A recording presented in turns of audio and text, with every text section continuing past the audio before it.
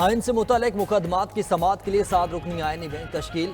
Justice Aminuddin Khan bench के सरबराहों के मेंबरान में Justice Mohammad Ali Mazhar, Justice Hasan Azhar Rizvi, Justice Jamal Mandokhail, Justice Naeem Akhtar Afghan, Justice Musarrat Hilali और जस्टिस आयशा मलिक शामिल। बेंच में पंजाब, सिंध और बलोचिस्तान से 2-2 जजेस, केपी से 1 जज रखा गया। राय के मुताबिक जुडिशल कमीशन ने 7-5 के तनासुब से बेंच बनाने का फैसला दिया। Chief justice Yahya Afridi, justice Mansoor Ali Shah, justice Munib Akhtar, Umar Ayub और शिबली फराज ने मुखालफत की। इब्तिदाई तौर पर आइनी बेंच का क़याम 2 माह के लिए किया गया। राय के मुताबिक जुडिशल कमीशन का इजलास अच्छे माहौल में हुआ। अगला इजलास 2 हफ्तों बाद होगा। आइनी बेंच के सरबराह जस्टिस अमीन पहले ही रुकन होने के बाद justice Jamal Mandokhail judicial commission के 13वें रुकन बन गए। प्रैक्टिस एंड प्रोसीजर तरमीमी एक्ट के तहत आइनी बेंच के सरबराह जस्टिस अमीनुद्दीन कमेटी के 3रे रुकन होंगे।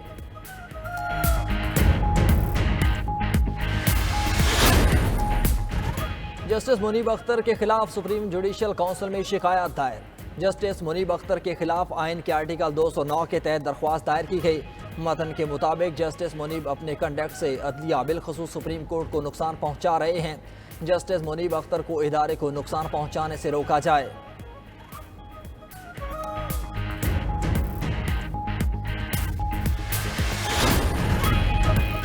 छब्बीसवीं आइनी तरमीम के खिलाफ दरख्वास्तें 2 सीनियर तरीन जजेस का समाअत के लिए फुल कोर्ट बेंच बनाने का मुतालबा।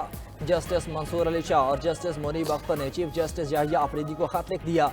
खत में लिखा कि प्रैक्टिस एंड प्रोसीजर कमेटी की 31 अक्टूबर को मीटिंग हुई। फैसला हुआ था कि 26वीं आइनी तरमीम का केस 4 नवंबर को फुल कोर्ट होने की, मगर अभी तक कॉज लिस्ट जारी नहीं हुई। कमेटी के फैसले पर अमल दरामद करते हुए रवां हफ्ते ही दरख्वास्तें फुल कोर्ट में लगाई जानी चाहिए। उधर 31 अक्टूबर की प्रैक्टिस एंड प्रोसीजर कमेटी की मीटिंग के मिनट्स भी मंजरेआम पर आ गए। मिनट्स के मुताबिक चीफ जस्टिस यहिया आफरीदी के बगैर जजेस मीटिंग हुई। जस्टिस मंसूर अली शाह और जस्टिस मुनीब अख्तर ही शरीक हुए। अक्सरियत की बुनियाद पर 26वीं आइनी तरमीम के खिलाफ दरख्वास्तें 4 नवंबर को फुल कोर्ट में लगाने का फैसला हुआ।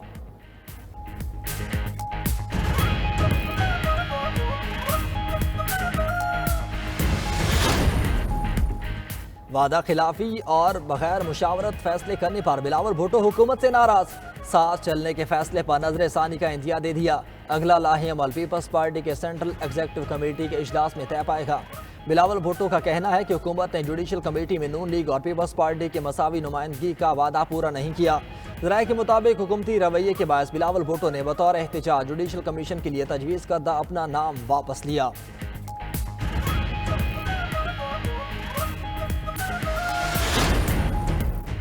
हुकूमत की हालिया कानून साजी पर अपोजिशन मुतहरिक रहनुमा पीटीआई असद कैसर की जेजुए सरबराह मौलाना फजलुर रहमान से मुलाकात।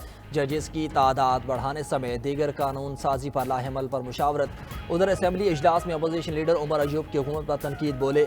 कल डंडे के जोर पर कानून साजी हुई। हुकूमत अपने लिए खुद खड्डा खोद रही है। ये कानून इनके खिलाफ ही इस्तेमाल होंगे। दूसरी जानिब चेयरमैन पीटीआई बैरिस्टर गौहर की स्पीकर कौमी असम्बली अयाज सादिक से मुलाकात। पार्लिमानी अमूर पूरे न होने पर तहफ़्फ़ुज़ात से आगाह किया।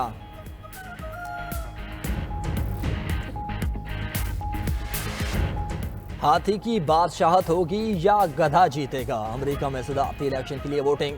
रियासत New York, Florida, new Jersey, Virginia समेत 36 रियासतों में पोलिंग जारी।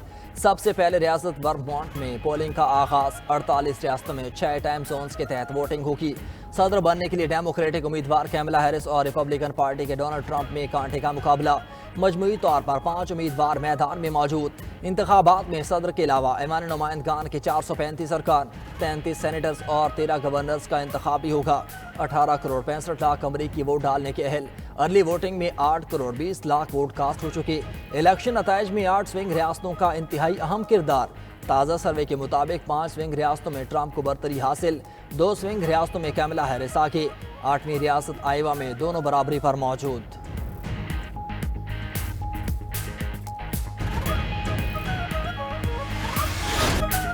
अमरीकी सदारती इंतखाबात का पहला नतीजा मौसूल। ट्रंप और कैमला हैरिस को बराबर वोट पड़े। मीडिया रिपोर्ट के मुताबिक कनाडा की सरहद के करीब न्यू हैम्पशायर का छोटा सा कस्बा डिस्क्वाइल नाच में 6 वोट रजिस्टर्ड।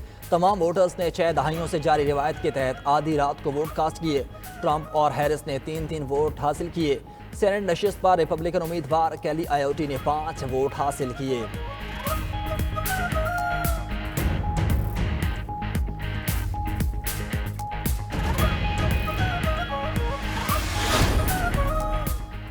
جو بائیڈن اور کیملا ہیرس نے حالات بگاڑے، میں سدھاروں گا، ریپبلکن امیدوار ڈونلڈ ٹرمپ کا انتخابی مہم کا آخری خطاب کہا۔ بائیڈن انتظامیہ نے لاکھوں غیر قانونی تارکین کو امریکہ آنے کی اجازت دی، منتخب ہو کر غیر قانونی تارکین وطن کی آمد روکوں گا۔ ڈیموکریٹ صدارتی امیدوار کیملا ہیرس نے کہا کہ لوگ تقسیم اور نفرت کی سیاست سے تنگ آ چکے، صدر بنی تو مخالفین سے دشمنی نبھانے کی بجائے مقاصد پر کام کروں گی۔ ان کے مقاصد میں مہنگائی میں کمی، ٹیکس چھوٹ اور طبی سہولیات سر فہرست ہیں۔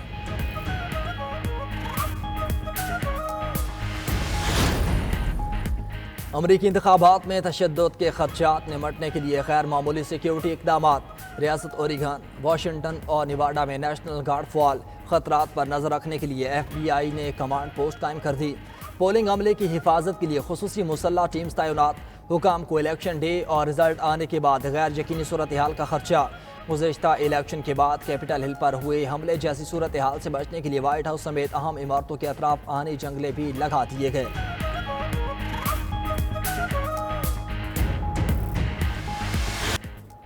امریکی الیکشن کی سب سے بڑی کوریج سب سے بڑے چینل 92 نیوز پر امریکہ میں موجود سب سے بڑی ٹیم کے ساتھ ہیوسٹن، شکاگو، نیو یارک سمیت شہر رپورٹرز سرگرم، ڈیموکریٹ اور ریپبلکن رہنماؤں کے علاوہ سابق سفیروں کی بھی خیر حاصل گفتگو، تجزیہ کاروں کے بلاگ تبصرے بھی سب سے بڑی ٹرانسمیشن کا حصہ، پل پل بدلتی صورتحال سے رکھ رہے ہیں ناظرین کو اپڈیٹ۔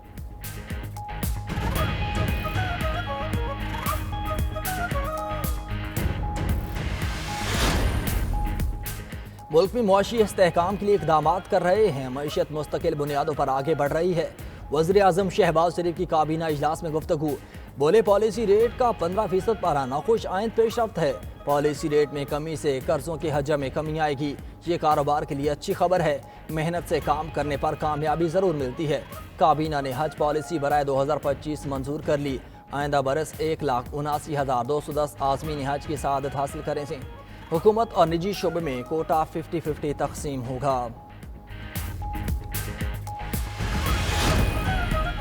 مستقبل میں تمام آئی پی پیز کو بجلی دو اور پیسہ لو پر لے کر جا رہے ہیں، مذاکرات میں مزید 3 ماہ لگیں گے، وزیر اعظم ٹاسک فورس برائے توانائی کے وائس چیئرمین محمد علی کی سینٹ کی پاور کمیٹی کو بریفنگ، مزید بولے کہ کوشش ہے کہ آئی پی پیز کی اضافی ادائیگیاں مستقبل میں ایڈجسٹ کی جائیں۔